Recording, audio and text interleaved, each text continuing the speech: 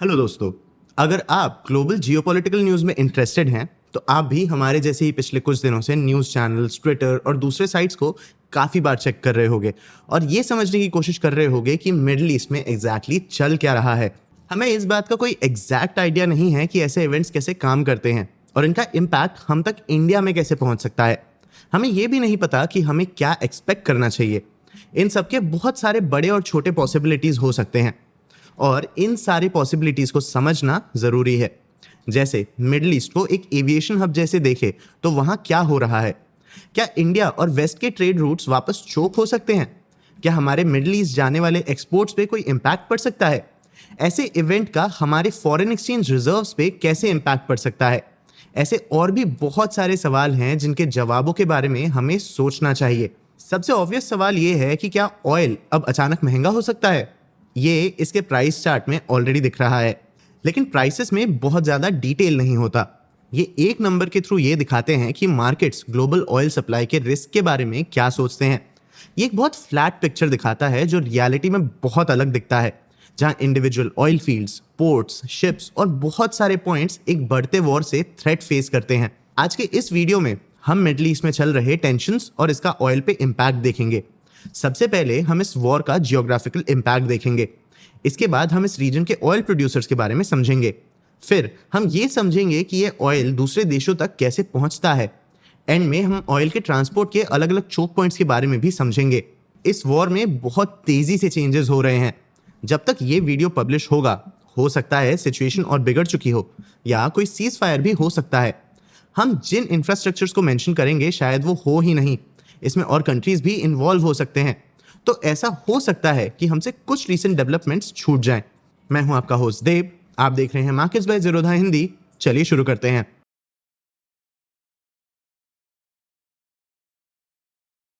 सबसे पहले middle east के मैप को देखते हैं। इसके बीचों बीच है अरेबियन पेनिनसुला। ये बंजर जमीन का बड़ा सा टुकड़ा अपने एजेस के कारण काफी इंटरेस्टिंग है। ये एजेस ये डिसाइड करते हैं कि यहाँ का ऑयल पूरी दुनिया तक कैसे पहुंचता है। इस पेनिनसुला के ईस्ट में है पर्शियन गल्फ।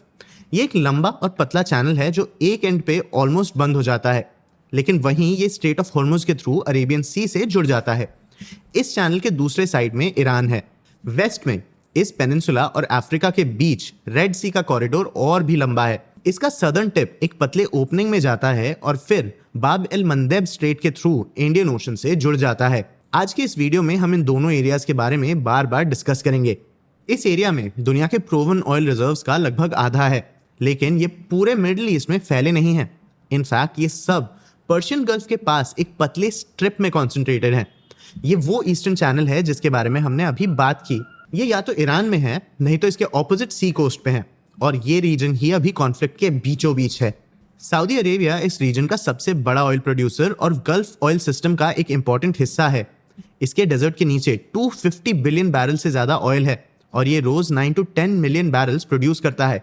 इसके पास काफ़ी स्पेयर कैपेसिटी भी है। अगर कभी ज़रूरत पड़े या ऐसा करना प्रॉफिटेबल हो तो ये अपने आउटपुट में 3 मिलियन बैरल्स पर डे और ऐड कर सकता है। लेकिन इस ऑयल का ज़्यादातर हिस्सा कंट्री के ईस्टर्न एज पर एक पतली सी स्ट्रिप से आता है। इस प्रोडक्शन का लगभग 1/3 सिर्फ घवर से आता है, जो दुनिया का सबसे बड़ा कन्वेंशनल ऑयल फील्ड है। दूसरे फील्ड्स भी इसी के आसपास हैं।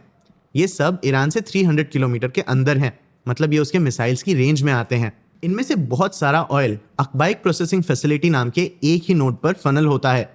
यहाँ क्रूड ऑयल से सल्फर इम्प्योरिटीज निकाली जाती है ताकि रीजन का सावर क्रूड ऑयल को स्वीट बनाया जा सके। दुनिया का लगभग 7% ऑयल हर दिन इसी एक फैसिलिटी से पास होता है। इसी वजह से ये ड्रोन अटैक्स के लिए एक टारगेट भी बन जाता है, जैसे 2019 में देखा गया था। रीजन के बाकी ऑयल प्रोड्यूसर्स भी इसी एरिया के आसपास कॉन्सेंट्रेटेड हैं। इराक मिडिल ईस्ट का सेकंड लार्जेस्ट ऑयल प्रोड्यूसर है। ये लगभग 4.5 मिलियन बैरल्स रोज प्रोड्यूस करता है। इसके ज्यादातर ऑयल फील्ड साउथ के टिप पर बसरा में है, जो एक नैरो कॉरिडोर के थ्रू पर्शियन गल्फ में ओपन होता है। उसके थोड़ा नीचे गल्फ के वेस्ट साइड पर कुवैत है, जो लगभग 2.5 मिलियन बैरल्स ऑयल रोज प्रोड्यूस करता है। और नीचे गल्फ के एज पर कतर है, जो 600,000 बैरल्स ऑयल और लगभग 1.3 million barrels natural gas produce करता है। उसके नीचे यूनाइटेड अरब एमिरेट्स है, जिसका आउटपुट 3 मिलियन बैरल से थोड़ा सा कम है। कन्फ्लिक्ट के दूसरे साइड पर ईरान के ऑयल बेयरिंग रीजन्स भी इसी गल्फ के बाजू में जुड़े हुए हैं। इसके ज्यादातर रिजर्व्स गल्फ के बिल्कुल नॉर्थ में खुजेस्तान प्रोविंस में हैं। काफी डेकेड से सैंक्शंस होने के बावजूद कंट्री एक एक्सटेंसिव शैडो इकोनॉमी के थ्रू बहुत सारा ऑयल एक्सपोर्ट करता रहता है। रियलिस्टिकली देखें तो सिर्फ ओमान एक ऐसा मेजर ऑयल प्रोड्यूसर है जो इस गल्फ के बाहर है, लेकिन अभी ओमान रोज 1 मिलियन बैरल से भी कम ऑयल प्रोड्यूस करता है।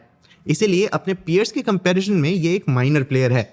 ये सब एक सिंपल फैक्ट पर आकर रुकता है, इस रीजन और लगभग पूरी दुनिया के ऑयल इंफ्रास्ट्रक्चर का एक बड़ा हिस्सा एक ही सी के बॉर्डर पे है। पर्शियन गल्फ के लगभग 5000 किलोमीटर के कोस्ट लाइन पर ऑयल वेल्स, रिफाइनरीज, टर्मिनल्स और भी फैसिलिटीज का एक मैसिव नेटवर्क है। मिडिल ईस्ट के ऑलमोस्ट सारे ऑयल एक्सपोर्ट्स अपनी जर्नी इसी गल्फ से स्टार्ट करते हैं और हम जल्दी ही ये देखेंगे कि ये एक बहुत ज़रूरी बात है। रीजन के छोटे कंट्रीज के पास गल्फ को बाईपास करने का लगभग कोई तरीका नहीं है। इराक, कुवैत और कतर का सारा ऑयल सिर्फ पर्शियन गल्फ के थ्रू ही निकलता है। थ्योरी में ईरान के पास एक ऑल्टरनेटिव है, ऐसे पाइपलाइंस जो पूरे रीजन को क्रॉस करके नीचे जस्क पोर्ट तक जाते हैं, लेकिन ये पोर्ट आउट ऑफ कमीशन है। ईरान के ऑयल का 90% से भी ज्यादा पर्शियन गल्फ के अंदर खर्ग आइलैंड से एक्सपोर्ट होता है। एक्चुअली गल्फ को बाईपास करने के सिर्फ 2 ही तरीके हैं। पहला है सऊदी अरेबिया का ईस्ट वेस्ट ऑयल पाइपलाइन, जिसे पेट्रोलाइन भी कहते हैं। ये पाइपलाइन अरेबियन डेजर्ट को क्रॉस करता है और ये 1200 किलोमीटर से भी ज्यादा लंबा है। ये अकबाइक से शुरू होता है जो सऊदी अरेबिया का सेंट्रल ऑयल प्रोसेसिंग हब है और वहां से दोनों कोस्ट तक जाता है। ईस्टर्न एंड पर यह रास तनूरा या जुआइमा एक्सपोर्ट कॉम्प्लेक्स तक पहुंचता है जो पर्शियन गल्फ में है। इस पाइपलाइन का दूसरा एंड वेस्ट में रेड सी के पास यानबू तक जाता है।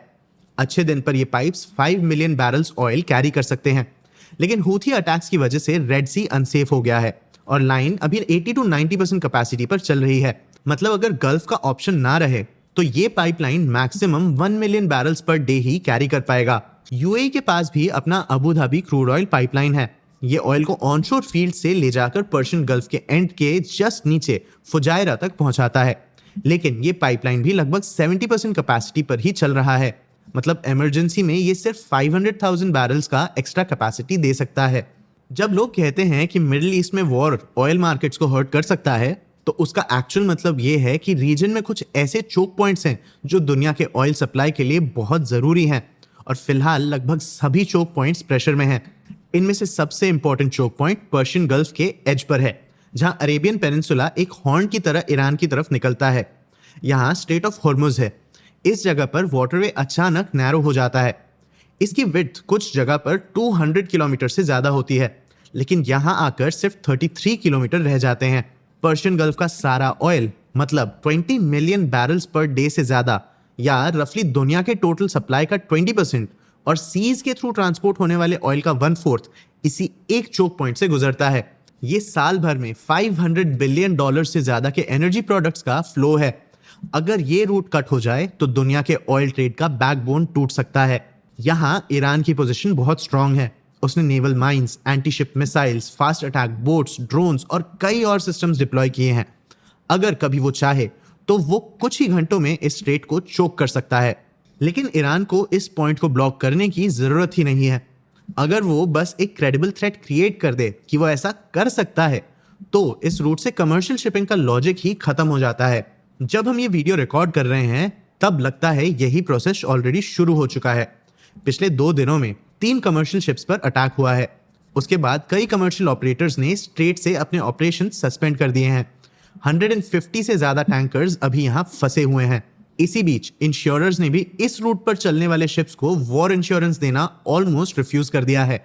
इसका मतलब है कि रीजन में कमर्शियल शिपिंग प्रैक्टिकली रुक सकता है। ऑल्टरनेटिव्स बहुत कम है। थ्योरी में सऊदी अरेबिया अपना ऑयल यानबू से रेड सी के थ्रू भेज सकता है, लेकिन रेड सी और अरेबियन सी के बीच भी एक चोक पॉइंट है, बाब एल मंदेब। ये पॉइंट पहले से ही प्रेशर में है क्योंकि ईरान एलाइड हूथी रेबल्स यहाँ अटैक करते रहते हैं।